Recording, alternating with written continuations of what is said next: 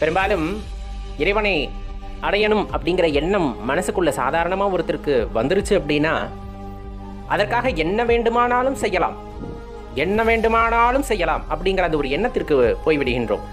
அது இயல்பாகவே இயற்கையானது தான். ஒருவரை இறைவன் ஆட்கொள்ளும் வரையிலும் அவர்கள் இயல்பான வாழ்க்கையிலே தன்னை ஈடுபடுத்திக் கொள்கிறார்கள். எந்த தருணத்தில் அவர்களை இறைவன் ஆட்கொள்கின்றாரோ அந்த தருணத்திலிருந்து ஏதேனும் செய்து, ஏதேனும் கேட்டு, ஏதேனும் குருமார்களிடம் சரணடைந்து எப்பேற்பட்டாவது அந்த இறைவனின் அருட்கருணையை பெற வேண்டும், அதை உணர வேண்டும் அப்படிங்கிற வேட்கை ஒருவருக்குள் ஏற்பட்டு விடுகிறது.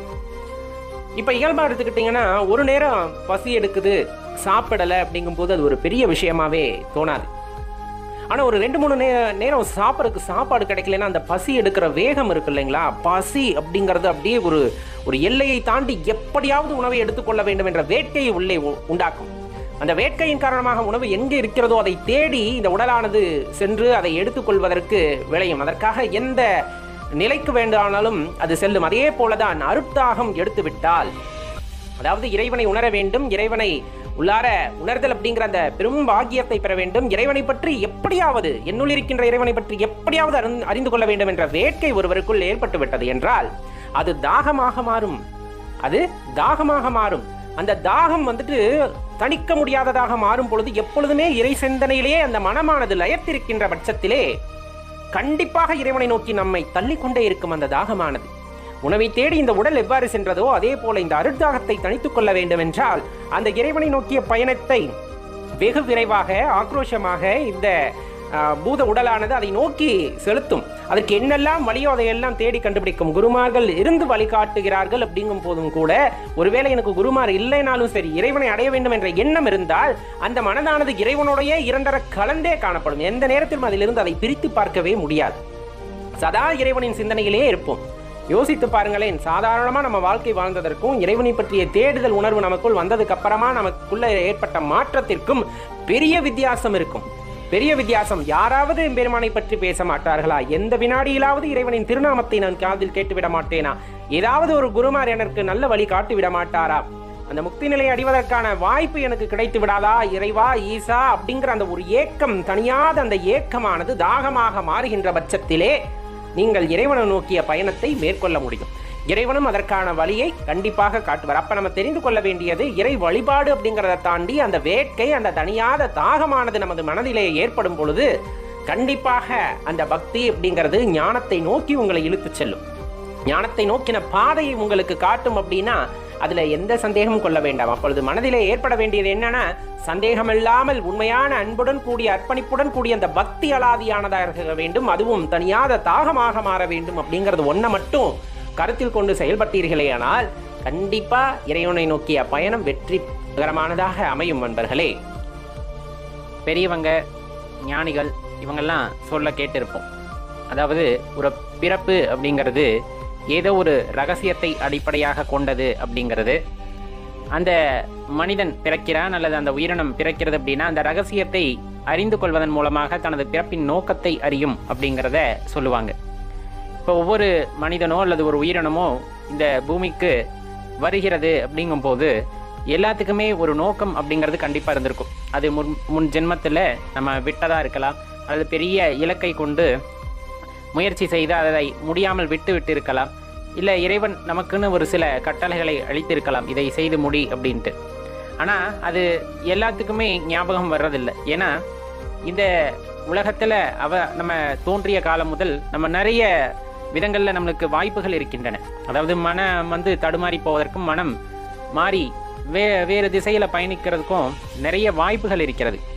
அதன் பொருட்டே பார்த்தீங்க அப்படின்னா வேற மாதிரியான சிந்தனைகளில் ஒவ்வொரு மனிதர்களும் போய்விடுகிறார்கள். உங்களுக்கு இயல்பாக தெரிஞ்சது தான், எல்லாருமே ஆன்மீகத்தில் வர்றதில்லை. ஒரு சிலர் மட்டும்தான் விட்டக்குறை தொட்டக்குறையின் காரணமாக எந்த இடத்தில் முடித்தோமோ அதே இடத்திலிருந்து ஆன்மீக பயணத்தை தொடர்கிறார்கள். மற்றவர்கள் எல்லாம் இந்த உலக இன்பங்களில் மாட்டிக்கொண்டு அது நின்று எப்படி வெளியே வருவதென்று தெரியாமல் ரொம்ப திண்டாடிக்கிட்டு இருக்காங்க. உண்மையாலுமே மகிழ்ச்சினா என்னன்னு தெரியாமல், மகிழ்ச்சி, அந்த துன்பம், இதுக்கான வேறுபாடுகள் எதுவும் தெரியாமல் பணம் அப்படிங்கிற ஒன்றை நோக்கியே ஓடுறாங்க. பணம் இருந்தால் எல்லாத்தையும் வாங்கிடலாம் அப்படிங்கிறாங்க. நிறைய பேர் பேசும்போதே அப்படி தான் பேசுகிறாங்க. வாழ்வதற்கு பணம் அடிப்படையே தேவை, ஆனால் நிம்மதியாக வாழ்கிறதுக்கு அப்படிங்கிறதுக்கு பணம் தேவையில்லை. அதை தெளிவாக தெரிஞ்சுக்குங்க. போதுமான அளவு பணம் இருந்தால் போதும். ஒரு 10,000 20,000 கோடி சம்பாதிச்சாதான் நிம்மதி அப்படின்னா அது நம்மளையே நம்ம ஏமாற்றிக்கிற மாதிரி. அது சொல்லியே புரிய வைக்கணும்னு இல்லை. சில பேர்த்துக்கு அந்த பணத்தோட அருமை அப்படிங்கிறத கொஞ்சம் அதிகபட்சமாக தெரிந்து கொள்வதனால் அது மேலே ஒரு மோகம் வந்துறதுனால நம்ம எது சொன்னாலும் அவங்களுக்கு கேட்காது. அதனால் நம்ம அதை பற்றி கவலைப்படுறதும் இல்லை. ஆனால் இறைவன் படைப்பில் பார்த்திங்கன்னா ஒவ்வொருத்தருக்கும் ஒவ்வொரு வேலையானது கொடுக்கப்பட்டு தான் இந்த பூமிக்கு நாம் வருகிறோம். அந்த வேலையை நம்ம எவ்வாறு உணர்ந்து கொள்வது அப்படிங்கிறத தான் நம்ம அதற்கான முயற்சியை தான் செய்யணும். சில விஷயங்களை செய்து கொண்டே இருக்கும் பொழுது ஒரு சில விஷயங்களில் நீங்கள் ஈடுபடுறீங்க அப்படின்னா ஒரு பற்று இல்லாத, அதாவது ஒட்டாமல் அந்த வேலையை செய்வோம். இன்னும் நம்ம வேலைக்கு போகிறதே அப்படி தான், நம்மளுக்கு பிடிச்செல்லாம் போக மாட்டோம். அப்படியே போகிறோம், சம்பளம் தர்றாங்க, வாங்குகிறோம், அப்படியே வந்துட்டு போயிட்டு வர்றது இப்படின்னு இருக்கும். ஆனால் ஒரு சில செயல்களில் நீங்கள் ஈடுபடும் பொழுது உங்களை அறியாமல் அதில் மிகவும் ஆர்வம் காட்டுவீர்கள். அதுவும் கோயிலுக்கு போகிறதுல கூட சில பேத்துக்கு ஆர்வம் இருக்கும். அங்கே போய் இறைவனை பார்க்கறதுல கூட ஆர்வம் இருக்கும், வழிபடுறதுல ஆர்வம் இருக்கும், தியானம் பண்ணுறதுல ஆர்வம் இருக்கும். அதே நீங்கள் தொழில் செய்கிறீங்க அப்படின்னா ஒரு குறிப்பிட்ட தொழில் மீது அதிக ஈடுபாடு இருக்கும்.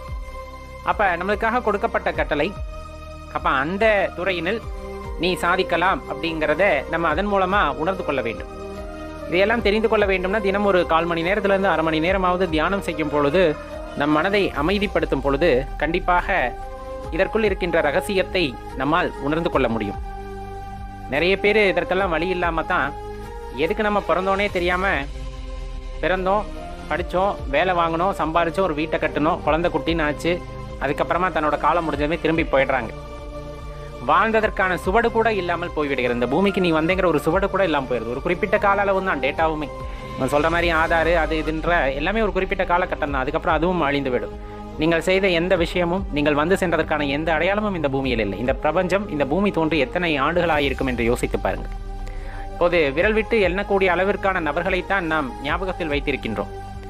அவர்கள் எல்லாம் என்ன செய்தார்கள், எதற்காக நம் ஞாபகத்தில் இருக்கிறார்கள் என்று யோசித்து பாருங்கள். செயற்கரிய செயல்களை செய்தவர்கள், ஆன்மீகத்திலாக இருக்கட்டும், இயல்பான வாழ்க்கையிலாக இருக்கட்டும், செயற்கரிய செயல்களை செய்தவர்கள், யாரும் செய்ய முடியாத சில விஷயங்களை செய்து அனைவர் மனதிலும் இடம் பிடித்தவர்கள். இந்த மாதிரி நபர்கள் மட்டும்தான் கொஞ்ச காலகட்டத்திற்கு எல்லோர் மனதிலும் நிலைத்து நிற்கிறார்கள். ஏதோ ஒரு சின்ன சுவடுகளை அவர்கள் விட்டு சென்றிருக்கிறார்கள். இப்படி ஒரு ஜீவன் இங்கு வாழ்ந்தது அப்படிங்கிறது. அப்போ அந்த மாதிரி இல்லைனா கூட நம்ம பிறப்பின் நோக்கத்தை அறிந்து கொண்டு இறைவன் மீது ஒரு அலாதியான காதல் கொண்டு இறைவனின் மீது பக்தி கொண்டு நம் இறைவனை நோக்கி செல்ல ஆரம்பித்து விட்டோம் எனில் நம்மளுக்கு இந்த சுவடு கூட தேவையில்லை. நான் சுவடுன்னு சொன்னதை நீங்கள் எந்த அர்த்தத்தில் எடுத்துக்கணும் அப்படின்னா வாழ்ந்ததற்கான ஒரு அர்த்தம் இருக்க வேண்டும் என்பதற்காக. இப்போ அதுவுமே எனக்கு தேவையில்லை, இறைவனை நோக்கி நான் பயணிக்க ஆரம்பித்து விட்டேன் அப்படிங்கும்போது எனக்கு அது கூட எனக்கு தேவையில்லை, இறைவனை அடைந்தால் போதும் அப்படிங்கிறது. அப்போ ஒவ்வொருவருக்கும் ஒவ்வொரு இலக்கு இருக்கிறது, கொடுக்கப்பட்ட பணியானது இருக்கிறது. அப்படிங்கும்போது நமக்கு கொடுக்கப்பட்ட பணியானது ஆன்மீகத்திலே குருவை தேர்ந்தெடுத்து நல்ல முறையிலே பயிற்சி செய்து இறைவனை அடைவதாக இருக்கும் பட்சத்தில் அதற்கான முயற்சிகளிலும் நாம் தான் ஈடுபட வேண்டும் அப்படிங்கிறத தெரிஞ்சுக்கணும். அப்போ அப்படி ஈடுபடும் போது கண்டிப்பாக இறைவன் அதற்கான வழியையும் நமக்கு காட்டுகிறார். அதன் மூலமாக நம்மால் செயற்கரிய செயல்களை செய்ய முடியும். இப்போ சித்தர்கள் எல்லாம் பார்த்தீங்கன்னா தெரியும், அஷ்டமா சித்துக்கள் அப்படிங்கிறவங்க கைவரப்பட்டவர்கள். அவங்களுக்கு எல்லாம் ரசவாதத்திலிருந்து எல்லாமே கைவரப்பட்டது அப்படின்னாலும் எதையும் சாதாரணமாக செய்ய மாட்டாங்க. ரசவாதம் அப்படிங்கிறது உங்களுக்கு இயல்பானது. ஆனால் எல்லாருக்குமே அதை செய்வாங்களா, எப்போவுமே செஞ்சுருப்பாங்கன்னா கிடையாது. அதெல்லாம் செஞ்சு பார்ப்பாங்களே தவிர அதன் பலனை அவர்கள் அனுபவிக்க மாட்டார்கள். எல்லா செயல்களும் அவர்களுக்கு கைவரப்பெறும், ஆனால் அதிலிருந்த பலன்களை அவர்கள் எடுத்துக்கொள்வது இல்லை. அந்த மாதிரி நமக்குன்னு சில கடமைகள், நமக்குன்னு சில வேலைகள் இந்த பூமியில் இருக்குது. அப்படிங்கும் போது அதை செவ்வனே செய்ய வேண்டும். அதன் பின்பு இறைவனை நோக்கிய பயணத்தை நாம் ஆரம்பிக்க வேண்டும் அப்படிங்கிறத எல்லா நேரத்துலையும் தெளிவாக உங்கள் மனசில் வச்சுக்க. சிவபெருமானுடைய அருள் வேண்டும் அப்படின்னா என்ன செய்யணும் அப்படிங்கிறது தான் எல்லாத்து மனசுக்குள்ளேயும் இருக்கக்கூடிய பெரிய கேள்வி. ஐயா, சிவபெருமானுடைய அருள் வேண்டும், அதனால தினமும் அவருடைய நாமத்தை உச்சரித்து கொண்டே இருக்கின்றேன், அவரை பற்றியே நினைத்து கொண்டிருக்கின்றேன், அப்படித்தான் எல்லாருமே சொல்றாங்க. அவரை பற்றியே நினச்சிக்கிட்டு இருக்கணும், அவரை பற்றியே சிந்திச்சுக்கிட்டு இருக்கணும், அவரை பற்றியே பேசிக்கிட்டு இருக்கணும்னு சொல்றாங்க. அதே மாதிரி தான் ஐயா இருக்கேன். அவரை பார்க்கணும்னு கேட்டுக்கிட்டே இருக்கேன். ஆனால் இன்னும் எனக்கு அந்த வாய்ப்பு கிடைக்கலையே அப்படின்னு யோசிச்சோம்னா தெளிவாக தெரிஞ்சுக்குங்க. எப்பவுமே இறைவா உன்னை காண வேண்டும், இது வேண்டும், அது வேண்டும் அப்படின்னு கேட்பதற்கு பதிலாக உன்னை காண்பதற்கு, இறைவா உன்னை உணர்வதற்கு உன் திருவருள் வேண்டும் அப்படின்றது தான் நம்ம கேட்கணும். சிவபெருமான வழிபடுறதுக்கே அவருடைய அருள் வேண்டும், அவருடைய கருணை வேண்டும். அப்போ அவரை உணர வேண்டும் அப்படிங்கிற ஒரு ஏக்கம், தவிப்பு மனதுக்குள்ளே இருக்குது அப்படின்னா அதுக்கு திருவருட்கருணை கண்டிப்பாக தேவைப்படும். இறைவனுடைய கருணை வேண்டும். அவருடைய ஆசையில், அவருடைய கருணை. இவ்வளவு பக்தி செய்கின்றானே, எந்த எதிர்பார்ப்பும் இல்லாமல் பக்தி செய்கின்றானே அப்படிங்கிற ஒரு சின்ன எண்ணம் இறைவனின் மனதுக்குள்ளே கருணையாக உருவாகி, சரி அப்படின்ட்டு நம்ம மீது ஒரு கருணை பார்வையை இறைவன் காட்டுகின்றார் என்றால்தான் நமக்கு இறைவனின் அந்த ஒரு அற்புதத்தை அல்லது அவரை உணரக்கூடிய அந்த அற்புத தருணம் அப்படிங்கிறது கிடைக்கும். பொதுவாகவே அவருடைய திருவருட்கருணை இருந்தால் தான் அவரை பற்றி நினைப்பே வரும் மனசில். ஏன்னா இந்த உலக வாழ்க்கை, இந்த பொருள் வாழ்க்கை அப்படின்னு இருக்கு இல்லையா, உலக பொருட்களை எல்லாம் பார்த்து பார்த்து அதிலேயே மயங்கி போய் நாம் கிடக்கின்றோம். அப்படிங்கும்போது நமக்கு எந்த எண்ணமே வராது. பூஜை அறையில் சிவபெருமானுடைய படத்தை வாங்கி வச்சுருக்கோம், ஒரு சின்னதாக ஒரு சிவலிங்கத்தை வாங்கி வச்சுருக்கோம், அப்போ நம்மளும் சிவபெருமானை வழிபடுறோமே அப்படிங்கிற ஒரு ஆத்மார்த்தமான ஒரு விஷயம் மட்டுமே மனசுக்குள்ளே இருக்குமே தவிர அதில் மேல்நிலையை அடையக்கூடிய வழி அப்படிங்கிறது நமக்கு பிறக்காது. எப்போ அவருடைய கருணை பார்வை இல்லை, அந்த திருவருட்கருணை நமக்கு கிடைக்கவில்லை அப்படின்னா, அதிகபட்சம் நம்ம வீட்டில் வாங்கி வச்சுருப்போம், நானும் வச்சுருக்கோம் அப்படிங்கிற பேருக்கு. ஆனால் அந்த உள்ளார்ந்த அன்பு, எதையுமே எதிர்பார்க்காமல் செய்கின்ற செயல்கள், அது இறைவனுக்கு ரொம்ப பிடித்தமாகின்றது. அப்படிங்கும் போது திருவருட்கருணையை நாம் ஏங்க வேண்டும், அதற்காக ஏங்க வேண்டும். ஐயா, உன்னுடைய கருணை பார்வை எனக்கு வேண்டும். அந்த கருணை பார்வை இருந்தால்தான் எதுவும் சாத்தியம் அப்படிங்கிறத நம்ம உணர்ந்து பக்தி செய்கின்றோம். அப்படிங்கும் போது நம்ம எதுவுமே கேட்க மாட்டோம். அப்பா உன்னை பார்க்கணும், அப்பா எனக்கு வீடு வேணும், அப்பா எனக்கு கார் வேணும், அப்பா எனக்கு இப்படி ஒரு வாழ்க்கை வேணும், அப்பா என்னோட கடன் அடைய வேணும், இந்த மாதிரி எதையுமே நம்ம கேட்க மாட்டோம். அது ஒரு உன்னத நிலையாக மாறிவிடுகிறது. அப்படிங்கும் போது அவருடைய அன்பு மட்டும் வேண்டும், அவருடைய அந்த கருணை மட்டும் வேண்டும் அப்படிங்கிறது மட்டுமே ஏக்கமாக இருக்கும். அதையும் வாயிலிருந்தே வராது. நாம் செய்கின்ற காரியத்தை தொடர்ந்து செய்வோம். சிவ சேவை செய்கின்றோம் அப்படின்னா அதை தொடர்ந்து செய்வோம். அதற்கு பலன் இது வேண்டும் அது வேண்டும் அப்படிங்கிற மாதிரி எண்ணி அதை செய்தால் அதற்கு எந்த பிரயோஜனமே இல்லாமல் போயிடும். அப்பனிட்ட கட்டளை அப்பன் செய்ய சொல்றார், கருவியா இருந்து அடியேனை இயக்குகின்றார், அவ்வளவுதான் அதுல இருக்கக்கூடிய ஒரே விஷயம். நம்ம ஒண்ணுமே செய்யல அப்படிங்கிறத உணர்ந்துக்கணும். இந்த உலகத்துக்கு வந்ததுக்கு நம்ம ஏதாச்சும் செஞ்சோமா? கிடையாது. வாழ்றதுக்கு ஏதாச்சும் செஞ்சோமா? கிடையாது. திடீர்னு சில மாற்றங்கள்லாம் வரும். ஏன் அப்ப நம்ம வாழ்க்கையை நெறிப்படுத்தணுங்கிறதுக்காக சில மாற்றங்களை கொடு, அதெல்லாம் நம்மால் வந்ததா? கிடையாது. எல்லாம் இறைவனுடைய கருணையால் வந்தது. ஐயா, நாத்தியம் பேசிக்கிட்டு அலைஞ்சேன் பல வருஷமா. ஐயா, வேறு தெய்வங்களை வணங்கி கொண்டிருந்தேன். திடீர்னு அப்பா மேல ஒரு ஈர்ப்பு வந்துச்சு, சிவபெருமான் மீது ஒரு ஈர்ப்பு வந்தது. என்னானே தெரியாம அன்னையிலிருந்து சிவபெருமானே கதின்னு காலை பிடிச்சிட்டு கிடக்கிறேன் அப்படிங்கிற மாதிரி நிறைய பேர் இருப்பாங்க. அதெல்லாம் எவ்வாறு தானாக விரும்பி ஏற்றுக்கொண்டதா? கிடையாது. அதெல்லாம் திருவருட்கருணை, இறைவனுடைய கருணை பார்வையின் காரணமாக அந்த வாய்ப்பானது அவர்களுக்கு கிடைத்திருக்கிறது.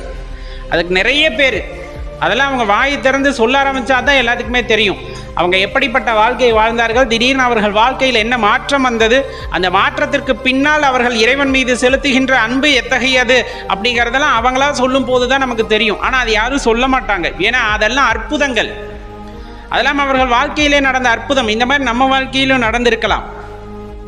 அப்படிப்பட்ட விஷயம் நம்ம வெளியே சொல்றோம் அப்படிங்கும் போது அது ஆனந்தத்தின் உச்சம். அப்பா என்னை நல்லா பார்த்துக்கிறார், சிவபெருமான் நம்மை நல்லா பார்த்துக்கிறார் அப்படிங்கிற அந்த ஒரு உணர்வு, என் மீது கருணை பார்வையை காட்டினார் அப்படிங்கிற அந்த உணர்வெல்லாம் அளவிட முடியாதது, சொல்ல முடியாதது. அதுக்கு பெரும்பாலும் என்ன செய்ய சொல்லுவாங்கன்னா, பேசா மௌன பெருநிலையை மேற்கொண்டிருங்கள் அப்படிம்பாங்க. பேசாத அப்படின்னா ஏற்கனவே சொன்ன மாதிரி தேவையில்லாத இடங்கள்ல பேச வேண்டாம். எந்த இடத்துல பேசணுமோ அதை அறிந்து பேச வேண்டும். மற்ற இடங்களில் எல்லாம் மௌனித்திருப்பதே சிறந்தது. எந்த இடத்துல நீங்க பேசுகின்ற வார்த்தைக்கு மரியாதை இல்லையோ அந்த இடத்தில் நாம் பேசுவதை தவிர்த்து கொள்ள வேண்டும். அதே போல நம்ம சிவநாமத்தை சொல்லிக்கொண்டு இறைவனின் அந்த திருவருட்கருணையை எண்ணி எண்ணி ஏங்கி ஏங்கி பக்தி செய்திடல் வேண்டும். அவ்வாறு செய்யும் போது இறைவனுடைய அந்த திருவருட்பார்வை, அந்த கருணை நம்ம மீது கிடைக்கின்றது, விழுகின்றது. அப்படிங்கும் போது அவரை உணர்ந்து கொள்வதற்கு அவரே வாய்ப்பையும் தருவார். அதற்கு நம்ம தகுதியானவர்களாக மாற வேண்டும். ஒரு ஏக்கத்தினால், ஒரு எதிர்பார்ப்பினால் நாம் அந்த பக்தியை செய்கின்றோம் என்றால் கண்டிப்பாக அதற்கு பலன் இருக்குமா என்பது இறைவனுக்கே வெளிச்சம். எதையுமே எதிர்பார்க்கல, இறைவன் எனக்கு இட்ட கட்டளையை நான் செய்து கொண்டிருக்கின்றேன், அதுவும் நான் செய்யவில்லை, கருவியாக இருந்து என்னை இயக்கி கொண்டிருக்கின்றார். அந்த மனதுடன் நாம் ஒரு கர்மாவை ஆற்றுகின்றோம் அப்படிங்கும் போது கண்டிப்பா நீங்க இறைவனுக்கு உகந்த ஒரு பாத்திரமாக மாறுகிறீர்கள். அப்ப அந்த ஒரு பாத்திரத்தை நீங்கள் ஏற்று செம்மையாக செய்கின்றீர்கள் என்றால் அவருடைய திருவருட்கருணையினால் நீங்கள் அடுத்த நிலையை அடைய முடியும் அப்படிங்கிறது தான் உண்மை. அது தெளிவாக தெரிஞ்சுக்கங்க. அதே போல தேவையில்லாதவங்களுக்கு நம்ம போய் உபதேசித்துட்டு இருக்கக்கூடாது.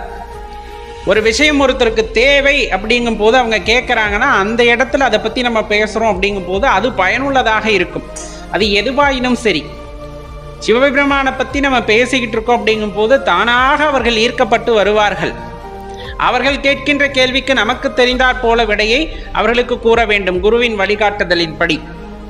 ஆனால் வழியே போய் ஒருத்தர்கிட்ட கேளுங்க கேளுங்க அப்படின்னு சொன்னோம்னா அதில் எந்த ஒரு பிரயோஜனமும் இல்லை. பிரயோஜனம்னு சொல்லக்கூடாது, அது தேவையில்லாதது அப்படின்னு தெரிஞ்சுக்கணும். அவர்கள் மீது அந்த திருவருட்கருணை விழும் பொழுது அவர்களே தேடி வந்து அனைத்தையும் அறிந்து கொள்வார்கள். அதே போல தான் நம்ம வாழ்க்கையில் ஒரு விஷயம் எளிதாக நடந்துராது. அப்பனுடைய திருவருட்கருணை இல்லாமல் எளிதாக நடந்துராது. அது பார்த்திங்கன்னா பல படிநிலைகளை தாண்டி தான் எல்லா விஷயமும் நமக்கு நடக்கும். நம்ம வாழ்க்கையில் பிறந்ததுலேருந்து வளர்றதுலேருந்து அடுத்து இந்த கட்டை காடு போய் சேர்ற வரலும் பார்த்தீங்க அப்படின்னா அப்பனுடைய அந்த பார்வை, அப்பனுடைய அந்த திருவருளால் நடப்பது. இடைப்பட்ட காலத்தில் நம்ம என்ன செயலாற்றுகின்றோம் அப்படின்னா நம்ம அறிவை கேட்டு செயல்படணும். நம்ம அறிவு என்ன சொல்லுதோ அதை கேட்டு செயல்படணும். மனசு சொல்கிறது வேற, அறிவு சொல்கிறது வேற. அறிவுங்கிறது புத்தி கூர்மையாக யோசித்து அறிவுபூர்வமான முடிவை எடுத்து, அந்த அறிவுபூர்வம் அப்படிங்கும்போது இறை வழிகாட்டுதல் அப்படிங்கிறது அந்த இடத்துல வந்துடும். அப்படி அதன் வாயிலாக நாம் செயல்படுகின்றோம் அப்படின்னா காரியத்தில் எந்த தொய்வும் இருக்காது. அதே போல் அந்த புத்தி சொல்கின்றது அப்படிங்கும் போது அதை கொஞ்சம் கவனித்து கேட்க வேண்டும்.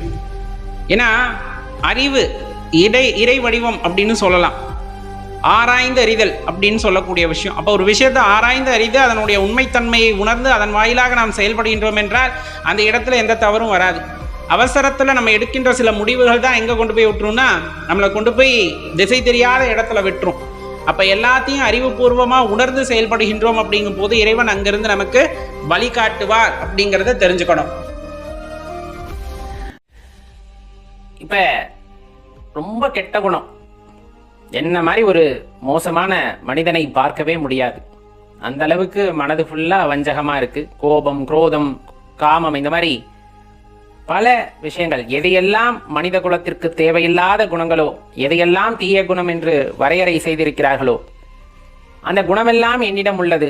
நான் எப்படி சிவபெருமானை வழிபட முடியும்? நான் எப்படி சிவபெருமானை வழிபட முடியும்? அவ்வாறு வழிபட்டாலும் என்னை இறைவன் ஏற்றுக்கொள்வாரா அப்படின்னு ஒரு சின்ன ஐயப்பாடு இருக்கு அப்படின்னா கண்டிப்பா இதை நம்ம தெரிஞ்சுக்கணும். எல்லா உயிரினங்களுக்குமே ஏதேனும் ஒரு சிறப்பான குணம் இருக்கும். உங்களுக்கு தெரிந்ததுதான், சிறப்பு அப்படிங்கிறது இருக்கும். அதே போல மனிதர்களாக பிறந்த எல்லாருக்குமே நல்ல குணம் என்று இருக்கும். அதே சமயத்துல தீய எண்ணங்கள் அப்படிங்கிறதும் இருக்கும். ஒரு சிலருக்கு நல்ல குணங்கள் மேலோங்கி இருக்கும், தீய குணம் கொஞ்சம் கம்மியா இருக்கும். சிலருக்கு தீய குணம் மேலோங்கி இருக்கும், நல்ல குணம் கொஞ்சமா இருக்கும். சில பேருக்கு நல்ல குணமே இருக்காது. அந்த வகையில பார்த்தா அப்படின்னா இப்படிப்பட்டவர்கள் எல்லாம் சிவபெருமானை வழிபட முடியுமா, சிவத்தை உணர்ந்து கொள்ள முடியுமா அப்படிங்கிற கேள்வி வருது இல்லையா? அப்படி கேள்வி வந்ததுன்னா நம்ம என்ன குணமுடையவராக இருந்தாலும் சிவபெருமானை வழிபடலாம். நம்ம எந்த குணமுடையவராக இருந்தாலும் சிவபெருமானை வழிபடலாம்.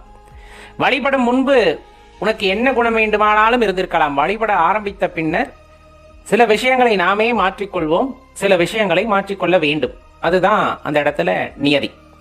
ஏன்னா காமம், குரோதம், மதம், ஆச்சரியம், லோபம், இந்த மாதிரி நிறைய விஷயங்கள் சொல்லிக்கொண்டே போகின்றோம் அல்லவா? இது எல்லாம் அழுக்குகள். இதையெல்லாம் மூட்டையாக சுமந்து கொண்டிருக்கின்றோம். சிவபெருமானை வழிபட ஆரம்பித்த பின்பு இந்த மூட்டையில் இருக்கின்ற ஒவ்வொன்றாக கீழே விழுந்துவிடும் அல்லது நம்மை விட்டு பிரிந்துவிடும். இப்ப ஒரு குடிசையில வசிச்சுக்கிட்டு இருக்கோம், நம்மளுக்கு அதுதான் நிலைமை இல்லையா? நம்ம உடல் தான் குடிசை இல்லையா? இதுதான், இதில் தான் வாழ்ந்தாகணும் அப்படிங்கிற மாதிரி நம்ம வீடு ஒன்று இருக்கு. இப்போ நான் அந்த இடத்துல என்ன நான் புது மனுஷனை ஆக்கிக்கணும் அப்படின்னா புது வீடு ஒன்று கட்டுற மாதிரி, சரியா? இப்போ நம்ம புது வீடு ஒன்று கட்டணும்னா என்ன பண்ணும்? நம்மளுக்கு இருக்க நிலம் அது ஒன்று தான், பழைய வீடு அங்கே இருக்கு. ஆனால் நான் புது வீடு கட்டணும், என்ன பண்ணும்? அதை இடிச்சாக வேண்டும், அதை இடித்து தள்ளியாக வேண்டும். அந்த இடத்தை இடித்து தள்ளி நல்லா சுத்தமாக்கிட்டு அதன் பின்புதான் நம் புதிதாக அந்த இடத்திலே வீடு கட்ட முடியும். இது சித்பவானந்தரையா அழகா குறிப்பிடுவாங்க. ஒருவனுக்குள் தீய குணங்கள் மேலோங்கி இருக்கிறது, அந்த இடத்துல நம்மளால சிவத்தை உணர முடியுமா அப்படின்னா அந்த குணங்களை எல்லாம் வெட்டி சாய்க்க வேண்டும். அந்த குணங்களை எல்லாம் வெட்டி சாய்க்க வேண்டும், அல்லது வேரோடு புடுங்கி எறிதல் வேண்டும். இதெல்லாம் நடக்கிறதா? இதெல்லாம் நடக்குமா? நம்மளுக்கு ஒரு கேள்வி இருக்கும் இல்லையா? ரொம்ப கொடுமையான விஷயமா இருக்கு. எனக்குள்ள இருக்கிற அந்த காம எண்ணமாகட்டும், குரோத எண்ணமாகட்டும், கோபமா இருக்கட்டும், ரொம்ப அளவுக்கு அதிகமா இருக்கு. நான் எப்படி அதை வேரோடு புடுங்கி எறிய முடியும் அப்படின்னா, புது வீடு கட்ட வேண்டும் என்ற எண்ணம் ஆழ் மனதிலே ஆழமாக பதியும் பொழுது அந்த பழைய வீட்டை பத்தி கவலையப்பட மாட்டோம். அதை இடிச்சுட்டு அந்த இடத்துல புது வீடு கட்டினா போதும் அப்படிங்கிற எண்ணமானது நம்ம மனதுக்குள்ள ஆழமா வேரூன்றிடும். அப்ப பழைய வீட்டை பத்தி கவலைப்படுவோமா? கிடையாது. ஏன்னா நம்ம தான் ஒரு புது வீடு கட்ட போறோம், அங்க போய் ரொம்ப ஆனந்தமாக இருக்க போகின்றோம் அப்படிங்கிற எண்ணம் நமக்குள்ள வந்து விடுகிறது என்றால் பழைய வீட்டை பத்தி கவலைப்பட மாட்டோம். அதே போலதான் இந்த இறை உணர்வை பற்றின புரிதல் உங்களுக்கு வந்து விட்டால், உண்மையான இன்பம் அப்படிங்கறத பத்தின புரிதல் நமக்கு வந்து விட்டால், இந்த காம குரோத லோபங்களை பற்றியெல்லாம் கொஞ்சம் கூட நமக்கு எண்ணம் இல்லாமல் போய்விடும். இந்த காமத்திலே திளைத்திருக்கிறவர்கள் கூட சிவனுடைய அன்பின்பால் ஈர்க்கப்பட்டு விட்டால், அந்த உண்மையான அன்பை அவர்கள் அனுபவித்து விட்டார்கள் என்றால் இந்த சிற்றின்பத்திற்கெல்லாம் அவர்கள் வாழ்க்கையிலே இடம் இருக்காது எப்பவுமே. ஏன்னா பேரின்பத்தை அனுபவிக்கும் போது இந்த சிற்றின்பம் வந்துட்டு அவர்களுக்கு பெரிதாக தோன்றுவதில்லை. அப்ப நம்ம ஏதோ ஒரு விதத்துல ஒரு தீய எண்ணங்களால சூழப்பட்டிருக்கின்றோம். நம்ம வாழ்ந்த சூழ்நிலைகள் அவ்வாறு இருந்திருக்கலாம். அதனால நம்ம சிவபெருமான் மீது வைத்த பக்தி பொய்யாகி விடுமா அப்படின்னா கிடையாது. நீங்க உண்மையான பக்தி அவர் மீது செலுத்த செலுத்த அந்த இன்பத்தை உணர ஆரம்பித்து விடுவோம். உண்மையான அந்த இன்பத்தை உணர ஆரம்பித்து விடுவோம். எது வாழ்க்கையிலே நமக்கு ரொம்ப முக்கியம் என்பதை உணர ஆரம்பித்து விட்டால் இந்த கோபம், இந்த குரோதம், மதம், இந்த போல ஆசா பாசங்கள் இதையெல்லாம் தேவையில்லாதது அப்படின்னு கொஞ்சம் கொஞ்சமா ஒதுக்க ஆரம்பிச்சிடும். அதுதான் புடுங்கி எறிதல் அப்படின்னு சொல்றது. வேரோடு புடுங்கி எறியுங்கள் அப்படின்னா நம்ம செடிய மாதிரி எல்லாம் இல்லை, அப்படியே கொஞ்சம் கொஞ்சமா அதை அசைச்சு அசைச்சு நம்ம மனசுல அந்த எண்ணங்கள் எதுவுமே இல்லாமல் அதை வெளியேற்றி விடுவது. எப்ப இது முடியும் அப்படின்னா, உண்மையான பக்தியின் சாரத்தை நாம் உணர்ந்து கொண்டால், அந்த பக்தியை முழுமையாக நான் அனுபவிக்க வேண்டும் என்ற எண்ணம் நமக்குள் வந்துவிட்டால், இது அனைத்தும் சாத்தியமே. இது அனைத்தும் சாத்தியமே. சாத்தியம் இல்லாமல்லாம் போகாது. நீங்க அப்படியெல்லாம் நினைக்க வேண்டாம். இல்லைங்க ஐயா, பல வருஷமா நான் இப்படித்தான் இருக்கேன், எனக்கு முன்கோபம் ஜாஸ்தி, யார் எது சொன்னாலும் உடனே வினையாற்றி விடுவேன். எப்படி இருந்தாலும் பக்தி என்பது உங்களுக்குள் வந்துவிட்டால், சிவனாகப்பட்டவர் உங்களை ஆட்கொண்டு விட்டார் என்றால், நீங்கள் எப்படி முன்கோப கொண்டவராக இருந்தாலும், இல்ல பல விஷயங்கள்ல தீய எண்ணங்கள் மேலோங்க பெற்றவராக இருந்தாலும், எல்லாம் ஒரு நொடியில அசைச்சு பார்த்துருவார். அவர் ஆட்கொள்றது அப்படிங்கிற அந்த நேரம் தான் நமக்கு தெரியாதே தவிர, அவர் ஆட்கொண்டு விட்டார். அவர் நம்மை அடியார் கூட்டத்திலே சேர்த்து கொண்டால், உன்னிடம் இருக்கின்ற எந்த தீய குணங்களும் அதற்கப்புறம் மேலோங்காது. ஏன்? இறைவனை பற்றியே எண்ணிக்கொண்டிருக்கின்ற சமயத்திலே அந்த எண்ணங்களுக்கெல்லாம் ஏது வேலை? இறைவனை பற்றியே பாடிக்கொண்டிருப்போம், இறைவனை பற்றியே சதா பேசிக் கொண்டிருப்போம், இறைவனை பற்றியே புகழ்ந்து பேசிக் கொண்டிருப்போம், அவருடைய அந்த திருவிளையாடல்களை பற்றியே சிந்தித்துக் கொண்டிருப்போம். நாம் வாழ்க்கையிலே அவர் செய்த அற்புதங்களை பற்றி எண்ணி பார்த்துக் கொண்டிருப்போம். இந்த பிரபஞ்ச இயக்கம் எப்படிப்பட்டது, இதற்கு யார் காரணம் என்றெல்லாம் யோசிக்க ஆரம்பிப்போம். இந்த மாதிரி நம்முடைய எண்ணங்கள் எல்லாம் திசை மாறுகின்றன. அப்படிங்கும் போது எந்த இடத்துல உங்களோட தீய குணம் மேலோங்கும்? பிறரை அழிக்க வேண்டும் என்ற எண்ணம் வராது, பிறரோடு ஒப்புமை செய்ய வேண்டும் என்ற எண்ணம் வராது, இன்னும் பிறர் பொருளை கவர வேண்டும் என்ற எண்ணம் வராது. ஏன்? என் மனசு ஃபுல்லா எங்க போயிடுது அப்படின்னா, இறைவன் பால் சென்று விட்டது. அவரின் அன்பை முழுமையாக அனுபவிக்க வேண்டும் என்ற எண்ணத்திற்குள் சென்று விட்டது. அப்படி சென்றுவிட்ட பிறகு எனது எண்ண அலைகளிலே மாற்றம் வருமாம்னா கண்டிப்பா ஒரு நல்ல எண்ண அலைகளாக அங்கு உண்டாகும். அதன் பலனாக இறைவனின் அன்பை பூரணமாக நீங்கள் உணர்ந்து கொள்வீர்கள். அதுதான் அந்த இடத்துல அடியார் பெருமக்களுக்கு கிடைக்கின்ற வரம். அதுதான் அடியார் பெருமக்களுக்கு கிடைக்கின்ற பெரிய வரம். அப்ப நம்ம எப்படிப்பட்ட எண்ணம் உடையவராக இருந்தாலும், எப்படிப்பட்ட குணநலன்கள் வாய்க்க பெற்றவராக இருந்தாலும், முதல் முறை இறைவனை கைகூப்பி வணங்குவது அப்படிங்கிறது தான் நம்மளுடைய மைல்கல். அதுக்கப்புறம் எல்லாமே இறைவன் பார்த்துக் கொள்வார். அதுக்கப்புறம் நம்ம வாழ்க்கையில என்ன நடக்கணும், எப்படி நடக்கணும், எல்லாமே இறைவன் பார்த்துக் கொள்வார். நம்முடைய கடமைகளை சரிவர செய்து கொண்டிருந்தால் போதுமானது. இன்னமும் சொல்ல போனா, அடியார் பெருமக்கள், பக்தியிலே சிறந்த சிவபக்தர்கள் எல்லாம் தன்னுடைய பக்தியை உயர்வென்று கூட மனதாலே நினைத்து கூட பார்க்க மாட்டார்கள். சக அடியார்களையும் இறைவனாக பார்க்கின்ற பாவிக்கின்ற தன்மை உடையவர்களே உண்மையாக இறைவனின் அன்பிற்கு ஆட்பட்டவர்கள். அதிலுமே சில நேரங்களில் சோதனை வந்துடும். இறைவன் அதிலுமே சோதனை வைப்பார். ஏன்னா அடியேன் இறைவன் மீது வைத்திருக்கின்ற அன்பு அப்படிங்கிறது வேற. இன்னும் பெருமக்கள் இருக்கிறார்கள், அந்த உயர்ந்த அன்பு, அவர்கள் எல்லாம் இறைவன் மீது வைத்திருக்கிற அன்பானது மிகவும் உயர்ந்த அன்பு. அவர்களுடன் நம்ம எல்லாம் ஒப்பிட்டு பேசவே கூடாது, ஒப்பிட்டு பார்த்தலே பெரிய குற்றம். அப்படிப்பட்ட சூழ்நிலையிலே நம் மனதிலும் கர்வத்தை ஏற்படுத்துகின்ற நாட்களோ நிமிடங்களோ வரும். சில நேரங்கள்ல இறைவனுடைய பரீட்சை அதெல்லாம். நம்மை விட பக்தியில் உயர்ந்தவரா அப்படிங்கிற எண்ணம் ஒருவரை பார்த்து நமக்குள் வந்துவிட்டாலே அது போய்விட்டது என்ற அர்த்தம். என்ன போய்விட்டது? நம்ம பரீட்சையில தோற்றுவிட்டோம் என்ற அர்த்தம். அந்த எண்ணம் எப்பொழுதுமே வரக்கூடாது. ஏன்னா பக்தியில புகழுக்கு ஆசைப்படக்கூடாது. பக்தி வந்துட்டா அன்பின் மீது நாட்டம் செல்ல வேண்டுமே தவிர அதன் மூலமாக கிடைக்கின்ற புகழுக்கு அடிமையாகிவிடக் கூடாது. அந்த புகழுக்கு ஆசைப்பட்டால் பக்தியில் நம்மால் நீடித்திருக்க முடியாது. அந்த இறைவனின் அந்த அன்பை நம்மால் உணர்ந்து கொள்ள முடியாது. இது நிதர்சனமான உண்மை. இது யாராலும் மறுக்க முடியாது. அப்ப நம்ம செய்ய வேண்டியது எல்லாம் உண்மையான அன்பை வெளிப்படுத்துவது, உண்மையான பக்தியை வெளிப்படுத்துவது. இதற்கு நல்ல குணம் படைத்தவர்கள், தீய குணம் படைத்தவர்கள் அப்படிங்கறதெல்லாம் இல்லை. யார் ஒருவர் இறைவனை வழிபட வேண்டும் என்ற எண்ணம் உண்மையாகவே வாய்க்க பெற்றவர்களோ, எனக்கு தோணுது எல்லாமே சிவபெருமான் தான், நான் எப்படிப்பட்டவனா இருந்தாலும் சரி இனிமேல் நான் சிவபெருமானை வழிபடணும்னு தோணுது அப்படின்னு சொல்ற அந்த கணம், அந்த க்ஷணமே உங்களை இறைவன் ஆட்கொள்கின்றார் அப்படிங்கிறத தான் தெளிவா தெரிஞ்சுக்கணும். அப்படி ஆட்கொண்டு விட்டார் அப்படிங்கும் போதே நம்மெல்லாம் பெரிய வரம் வாங்கிட்டு வந்தவங்க. அவர் பேரை சொல்றதுக்கே பெரும் பாக்கியம் செய்திருக்கணும் அப்படிங்கும் போது அவரை கையெடுத்து கும்பிடுவதற்கான வாய்ப்பு கிடைத்தால் அது அதனினும் பெரிது. இன்னும் அவருடைய அந்த அடியார் கூட்டத்தில் அடியேனை ஒரு பெரிய என்ன சொல்றது, ஒரு பொருட்டாக நினைத்து சேர்த்து கொண்டார் என்றால் அதெல்லாம் பெரிய பெரிய வரம் சொல்ல போனா, பெரிய பெரிய வரம் சொல்ல போனா. சேர்த்து கொண்ட பிறகு அந்த அடியார் கூட்டத்திலே அடியேனையும் ஒரு பொருட்டாக நினைத்து சேர்த்து கொண்டாரே அப்படின்ற எண்ணம் வரும்போது இருக்கின்ற மகிழ்ச்சி இருக்கிறதே, அதற்கு கண்டிப்பா அளவே இருக்காது. சிவம் பயம் இந்த ரெண்டுமே ஒன்றுக்கு ஒன்று எப்போவுமே எதிரான ஒரு விஷயம் அப்படின்னு சொன்னால் அது மிகையாகாது. எந்த இடத்தில் சிவம் இருக்கிறதோ அந்த இடத்தில் பயம் இருக்காது. எந்த இடத்தில் பயம் பரவி காணப்படுகிறதோ அந்த இடத்தில் சிவம் இருப்பது தெரியாது. இது ஒரு உன்னதமான ஒரு நிலை. உணர்பவர்களுக்கு வாழ்க்கையில் பெரிய பெரிய வாய்ப்புகள் எல்லாம் கிடைக்க பெறும் அப்படின்னா அதில் மாற்றுக்கிறது இல்லை. என்ன அப்படின்னு பார்த்தோன்னா, பெரும்பாலும் வாழ்க்கையை வாழணும்னு நினைப்போம். ஆனால் அந்த வாழ்க்கையை இன்பமாக வாழ்கிறதுக்கான வழியை தேடும் போது அதுக்கு பெரிய தடையாக இருக்குது அப்படின்னா அது பயம் அப்படிங்கிற ஒரு விஷயம்தான். நீங்கள் எந்த இடத்துல எடுத்துக்கிட்டாலும் சரி, எந்த காரியத்திற்காக எடுத்துக்கிட்டாலும் சரி, இந்த பயம் அப்படிங்கிற ஒரு உணர்வு நமக்குள்ளே இருக்குது அப்படின்னா அந்த காரியமானது அதை தாண்டி ஒரு படி கூட நகராது. இதை நான் மிகைப்படுத்தியெல்லாம் சொல்லலை. பெரும்பாலும் சிவபெருமான வழிபடுறது அப்படிங்கிறது அதி அற்புதமானது. அது அனைவருக்கும் கிடைக்காத ஒன்று அப்படிங்கிறது எல்லாத்துக்குமே தெரியும். ஆனால் ஏனோ தெரியல சில பேரோட அந்த தவறான அந்த பரப்புரையின் காரணமாக அல்லது புரிதலின் காரணமாக சிவன் மீது பயத்தை உண்டாக்கி விட்டார்கள். நான் தான் ஏற்கனவே சொன்னேன், பயம் பரவி கிடக்கு அப்படின்னா அங்கே சிவத்தை உணர முடியாது. ஒருவருக்குள் சிவம் இருக்கிறது அப்படிங்கும் போது கண்டிப்பாக அந்த இடத்துல பயம் இருக்காது அப்படிங்கிறது.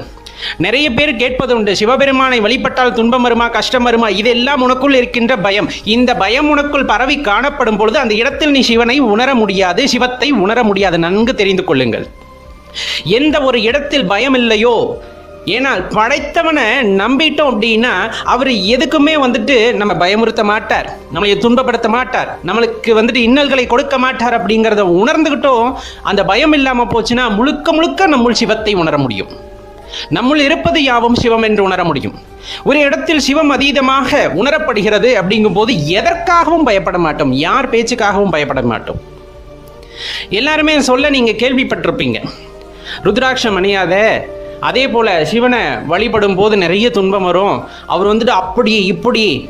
நல்லா யோசிச்சு பாருங்க. எல்லாத்தையும் பார்த்து பார்த்து படைச்சு நீ ஆனந்தமா இருக்கணும் அப்படிங்கிற ஒரு காரணத்திற்காக தான் இங்க அனுப்பியிருக்காரே தவிர உன்னை கஷ்டப்படுத்தணும்னு அவர் எப்பவுமே நினைக்க மாட்டார்.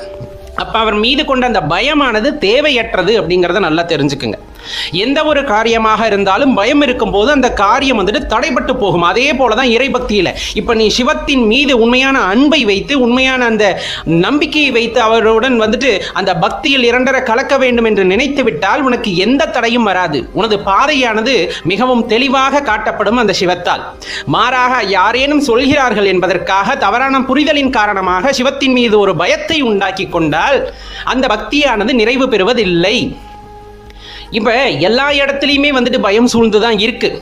நல்ல ஞாபகம் வச்சுக்கோங்க. இப்போ ஒரு வீட்டுக்குள்ளே போகிறோம் அப்படிங்கும் போது வீட்டில் நல்ல வெளிச்சமாக இருக்குது, நல்ல இன்பமான சூழ்நிலையாக இருக்குது அப்படின்னா நம்ம மனசில் பயம் வராது. அந்த சூழ்நிலையை வந்துட்டு நம்ம ரொம்ப ரசித்து அதோடு வந்துட்டு இரண்டரை கலந்திருப்போம். அந்த வீட்டில் இருக்கவங்களோட நல்ல பேசி சந்தோஷமாக இருப்போம். ஆனால் ஒரு எதிரான நிலையை அந்த இடத்துல யோசிச்சு பாருங்க. நம்ம வீட்டுக்குள்ளே போகிறதுக்கு முன்னாடி அந்த வீட்டை பற்றி ஒரு தவறான புரிதலை உங்களுக்குள் யாராவது கொண்டு வந்து கொடுத்து விட்டால், அந்த வீட்டில் இருக்கவங்க இப்படி அப்படின்னு ஏதாச்சும் ஒன்று சொல்லி உங்கள் மனதை குழப்பி விட்டார்கள் என்றால் என்ன நடக்கும் என்று சிந்தித்து பாருங்கள். நாம் உள்ளே போகிறதுக்கு முன்னாடியே பல்லாயிரம் கேள்விகள் வரும். நான் போனால் அதை பண்ணிடுவாங்களா, இதை பண்ணிடுவாங்களா, நான் உட்கார்ற சேர்ல அதை பண்ணுவாங்களா, இதை பண்ணுவாங்களா, இப்படின்னு ஒரு மனக்குழப்பத்திலே நீங்கள் உள்ளே போகும்போது அந்த சூழ்நிலையை உங்களால் ரசிக்க முடியாது. ஆனால் அவங்க அப்படிப்பட்டவங்களா இருந்திருக்க மாட்டாங்க. தவறான புரிதலின் காரணமாக நமக்குள் அந்த புரிதல் ஏற்பட்டு விட்டதன் காரணமாக அந்த சூழ்நிலையை ரசிக்க முடியாமல் ஆகிவிடுகிறது.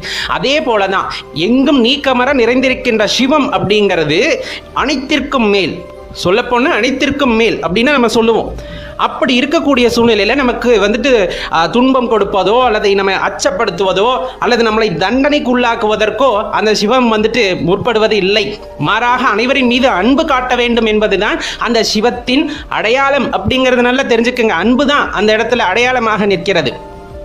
அப்ப யாரோ சொல்றாங்கன்றதுக்காக வீட்டில் சிவனை வைத்து வழிபட்டால் வீட்டில் சிவலிங்கத்தை வைக்க கூடாது, வீட்டில் வந்துட்டு சிவமந்திரத்தை சொல்லக்கூடாது, இந்த மாதிரி பல விஷயங்கள் யாராவது உங்களுக்கு தவறாக உபதேசித்தால் ஒன்றே ஒன்று தெரிந்து கொள்ளுங்கள், அந்த பயம் உங்களுக்குள் இருக்கும் வரை நீங்கள் சிவத்தை உணர முடியாது.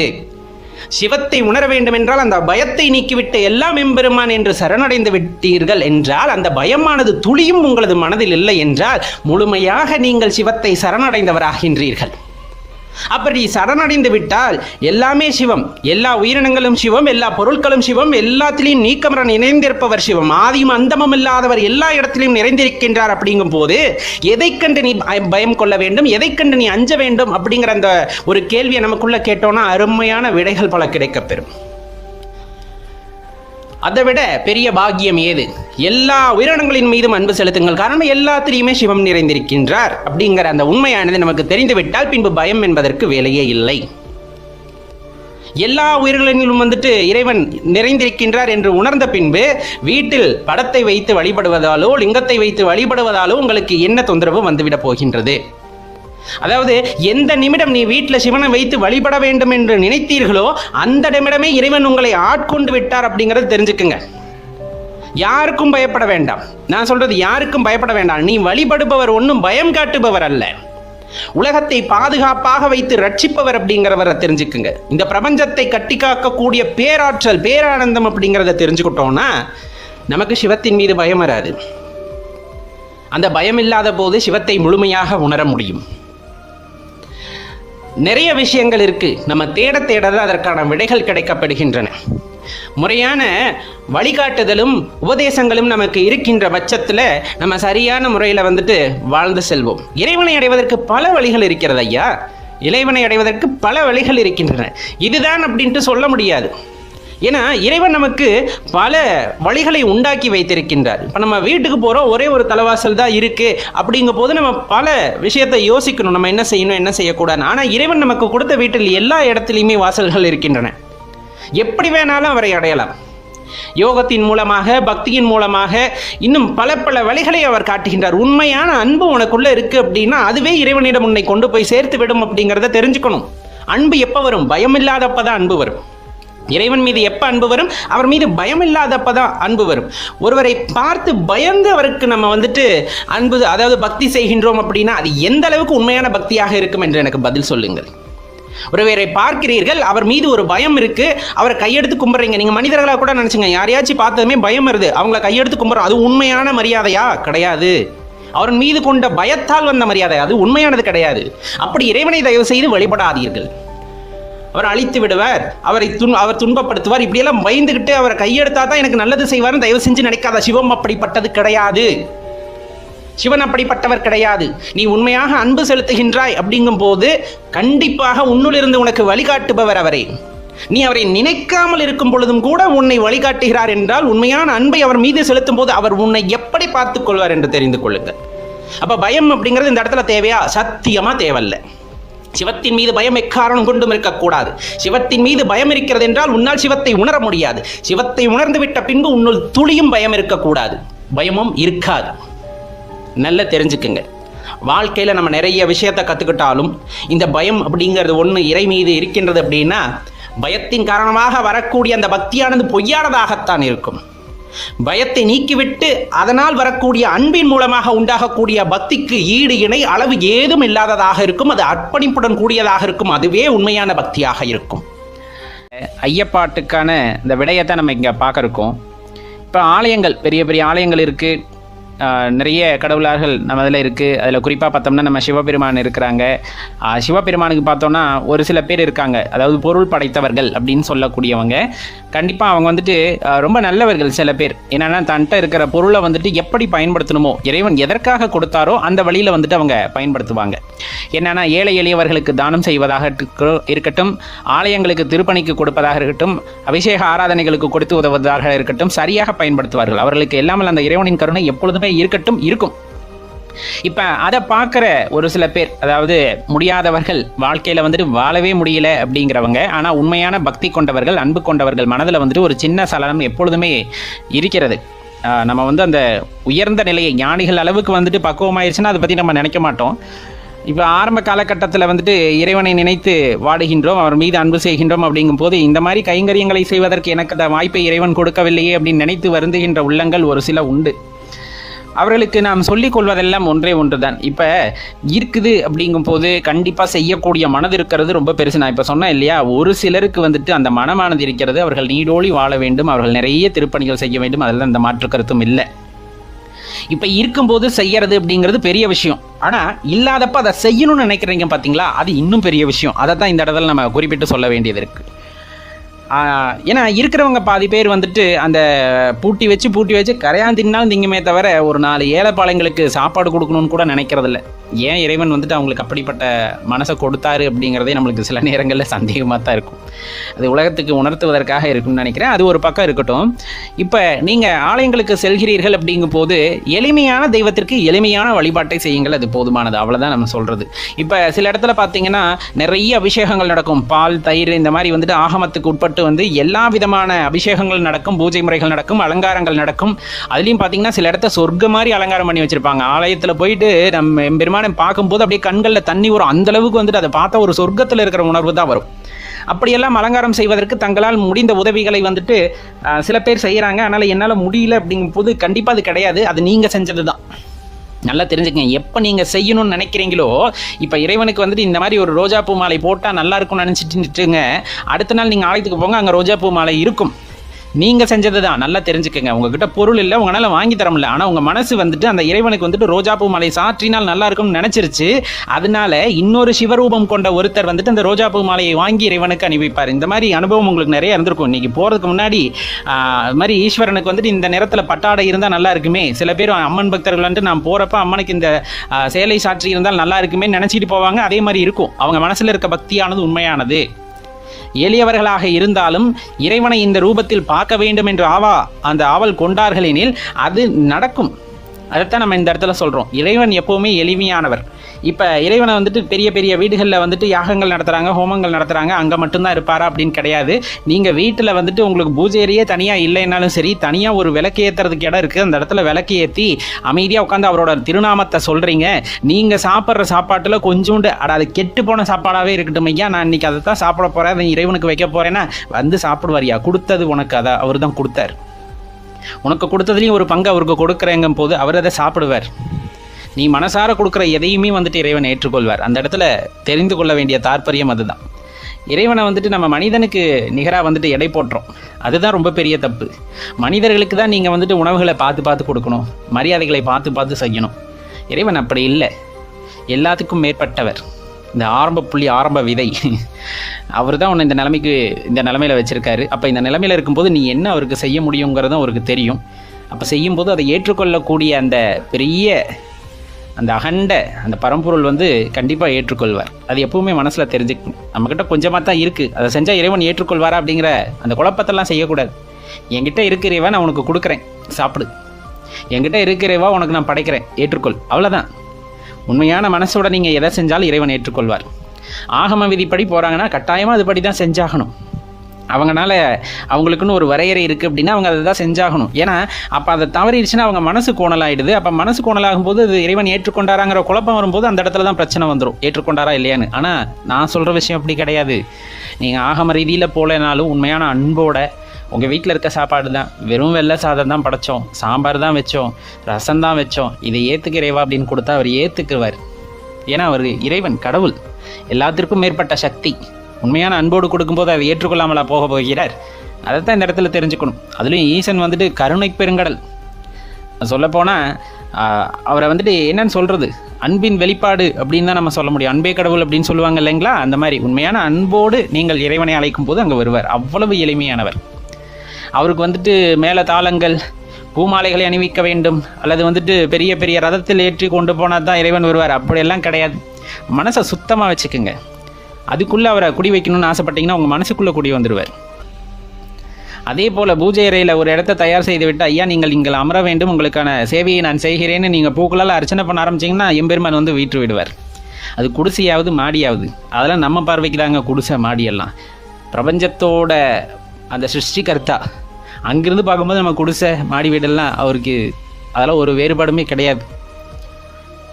அதனால தான் சொல்கிறது, எப்போவுமே அன்பு, அந்த பாசம், அந்த பக்தி அப்படிங்கிறது ஆழ்மனதிலிருந்து உண்மையாக தோன்றியதாக இருக்க வேண்டும். இதை செய்தால் இது கிடைக்கும் அப்படிங்கிற கணக்கு போட்டுக்கிட்டு இறைவன்ட்ட நம்ம போகக்கூடாது. எப்போவுமே இதை செய்தால் இது கிடைக்குங்கிற கணக்கு போட்டோம் அப்படின்னா கிடைக்கும். அதுக்கு பின்னாடி இருக்கிறதையும் நம்ம ஏற்றுக்க வேண்டியது இருக்கும். நீங்கள் எதை நல்லதுன்னு நினைக்கிறீங்களோ அதோட தொடர்ச்சி நல்லதாகவே இருக்கணும்னு அவசியம் கிடையாது. அப்போ நீங்கள் அதையும் ஏற்றுக்கிறதுக்கு தயாராக இருந்தால் தான் நீங்கள் போய் இறைவன்ட்ட கால்குலேஷன் போட்டு நீ எனக்கு இதை கொடு, நான் இதை தர்றேன் அப்படின்ட்டு நீங்கள் பேச முடியும். ஆனால் உண்மையான அன்புடைய பக்தர்கள் இறைவனிடம் எதையுமே கேட்பதில்லை, மாறாக அவருக்கு எல்லாத்தையும் செய்யணும்னு நினைக்கிறாங்க, சேவையாக செய்யணும்னு நினைக்கிறாங்க. எப்போ வந்துட்டு இறைவனை நம்ம பிடிச்சிக்கிட்டே இருக்கோம் அப்படிங்கும்போது அப்போ நம்மளுக்கு வந்து பயம் ஏற்படும், நிறைய விஷயங்கள் இருக்கும். ஆனால் இறைவன் நம்மை பிடித்து கொண்டால், இறைவன் நம்மை ஆட்கொண்டால் நம்ம பயப்படணும்னு அவசியமே கிடையாது. ஏன்னா பிடித்திருப்பது இறைவனையா, பிடித்திருப்பது யார்? இறைவன். அவர் நம்மை ஆட்கொண்டு விட்டார் எனில் நமக்கு என்ன தேவையோ அதைத்தான் அவர் செய்ய போகிறார். உனக்கு என்னென்ன நல்லது நடக்கணும்னு நினைக்கிறாரோ அதை எல்லாத்தையும் நடத்தி தருவார். உன்னை பக்குவப்படுத்துறதுக்கு சில மேடு பள்ளங்களும் இருக்கும். அதிலும் நம்ம வந்து அசராமல் இறைவன் மீது நம்பிக்கை கொண்டிருந்தோமானால் அவர் நம்மை பிடித்த பிடியானது பெரும் பிடியாக இருக்கும். கண்டிப்பாக அவரோட பிடியிலிருந்து நம்மளால் வெளிவர முடியாது. ஆனால் அந்த பாதுகாப்பு, அம்மாவின் அரவணைப்பில் இருக்கக்கூடிய அந்த பாதுகாப்பை உணர முடியும். அதனால தான் சொல்கிறது, இறைவன் எளிமையானவர், ஈசன் எளிமையானவர். நாம் எளிமையாக இருக்கின்றோம், யாருக்கும் தொந்தரவு செய்யலை, மனசார யாருக்கும் கெடுதல் நினச்சதில்லை. நான் செய்கின்ற வழிபாட்டை, நான் எளிமையாக செய்கின்ற வழிபாட்டையும் இறைவன் ஏற்றுக்கொள்ள வேண்டும் அப்படின்னு நினச்சிங்கன்னா கண்டிப்பாக ஏற்றுக்கொள்வார். செய்யுங்கள். எப்போவுமே இந்த வழிபாட்டில் மட்டும் குழப்பமே இருக்கக்கூடாது. இருந்திருக்கும், இல்லாமல் இருக்கும், இறைவனுக்கு தெரியாமையா போகுது? கண்டிப்பாக அவருக்கு தெரியும்ல. அப்போ அப்படி தெளிவான மனசு, கலங்கம் இல்லாமல் இருக்கணும். இப்போ ஒரு கேணி நல்லா தெளிவாக இருக்கும், ₹1 காசப்பட்டால் உள்ளே போகிறது போய் கீழே உழுகிறது தெரியுதா இல்லையா? அப்படி இருக்கணும் நம்ம மனசு. நம்ம பக்தியில் வந்துட்டு அந்த வெளிப்பாடு இருக்கணும், கலங்கிய மனதாக இருக்கக்கூடாது. அப்போ அந்த இடத்துல உள்ளே இருக்க பரம்பொருள் வெளியே தெரியாது. அதுக்காக தான் சொல்கிறது.